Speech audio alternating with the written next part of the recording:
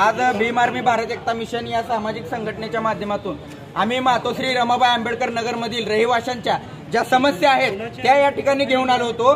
पण पोलीस प्रशासनाने सांगितलं आम्हाला की बाबा महापालिका आयुक्त या मीटिंग मध्ये आहेत। मग त्यांना जनतेच्या समस्यापेक्षा मीटिंग महत्वाची आहे का? गेली 4 वर्ष झालं मातोश्री रमाबाई आंबेडकर नगरमधील महिला, लहान मुलं साथीच्या आजाराने ग्रस्त आहेत, याकडे कोण लक्ष देणार? स्मार्ट सिटी म्हणून फक्त रंगभवन आहे का? व्हीआयपी लोक जिथं उच्चवर्णीय म्हणून स्वतःला समजून घेतात अशा लोकांचे तुम्ही विकास करता आणि रमाबाई आंबेडकर नगर राहू द्या किंवा बौद्ध वस्ती राहू द्या किंवा मुस्लिम वस्ती राहू द्या, याकडे जाणून बुजून प्रशासनाचं दुर्लक्ष केलं जात आहे।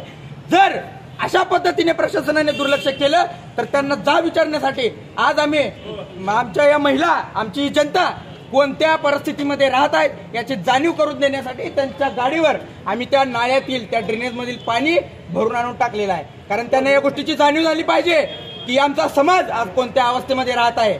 प्रशासनाचे हे दुर्लक्ष जर असंच राहिलं तर याहीपेक्षा तीव्र निदर्शने आम्ही करणार आहोत आणि येणाऱ्या 15 ऑगस्टला याहीपेक्षा उग्र आंदोलन भीम आर्मीच्या माध्यमातून संपूर्ण रमाबाई आंबेडकर नगरमधील महिलांना घेऊन आम्ही करणार आहोत। पुण्याच्या गाडीवर आज आपण स्वतः महापालिका आयुक्त यांची गाडी इथं आहे, आम्हाला आतमध्ये जाऊ दिलं नाही, त्यामुळे आम्ही गाडीवर ड्रेनेज मधील घाण पाणी टाकून निषेध व्यक्त केलेला आहे।